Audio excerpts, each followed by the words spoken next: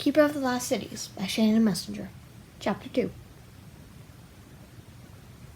The next second was a blur. The car swerved right, missing Sophie by inches, then jumped the curb and sideswiped a street light. The heavy steel lantern cracked from its base and plummeted toward Sophie. No! It was her only thought as her instincts took over. Her hands shot into the air, her mind pulling strength from somewhere deep in her gut and pushing it out through her fingertips. She felt the force collide with the falling lantern, gripping it like it was an extension of her arm.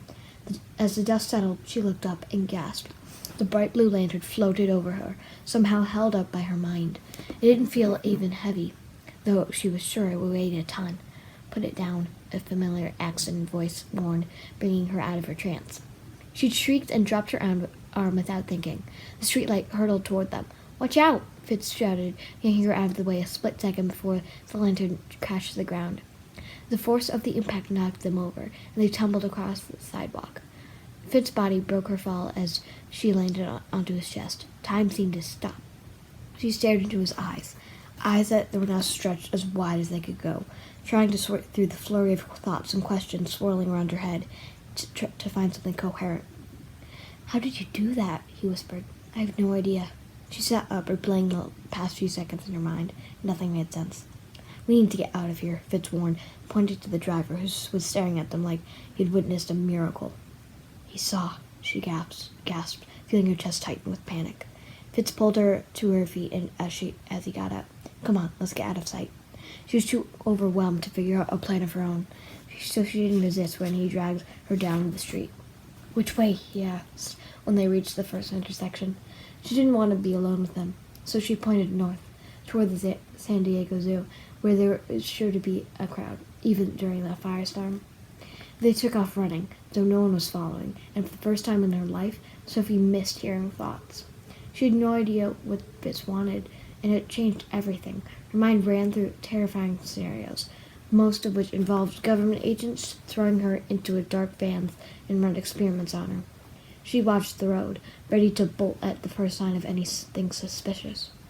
When they reached the zoo's massive parking lot, and Sophie relaxed when she saw people outside, milling around their cars. Nothing would happen with so many witnesses. She slowed her pace to a walk. "What do you want?" she asked when she got her breath.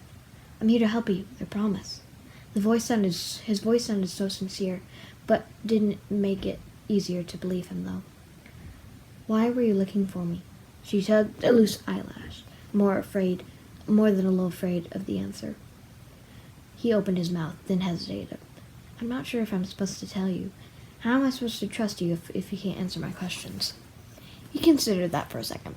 "Okay, fine, but I don't know much. My father sent me to find you. We've been looking for a specific girl your age, and I was supposed to observe and report back to him, like always. I wasn't supposed to talk to you." He frowned, like he was disappointed in himself. "I just couldn't figure you out. You don't make sense." "What does that mean?" "It means you're different from what I expected. Your eyes really threw me off." "What's wrong with my eyes?" She touched her eyelids, suddenly self-conscious. "We all have blue eyes, so when I saw them, I figured we had the wrong girl again, but we didn't." He looked at her with something like awe. "You're really one of us." She stopped and held up her hands. "Whoa, hang on. What do you mean, one of us?" He glanced over his shoulder, frowning when he spotted a crowd of fanny pack-wearing tourists within earshot. He pulled her toward a deserted corner of the parking lot, ducking behind a green minivan. "Okay, there's no easy way to explain this, so I'm just going to say it. We're not human, Sophie." For a second, she was too stunned to speak. Then a hysterical laugh slipped through her lips. "Not human," she repeated, shaking her head. "Right. Where are you going?" he asked as she moved toward the sidewalk.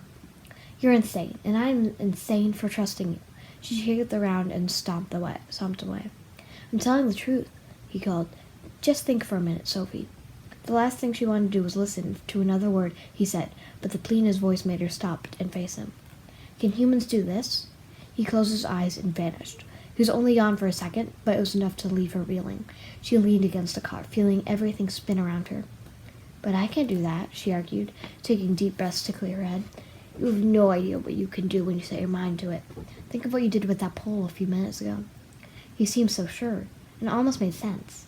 But how could that be? And if she wasn't human, what was she?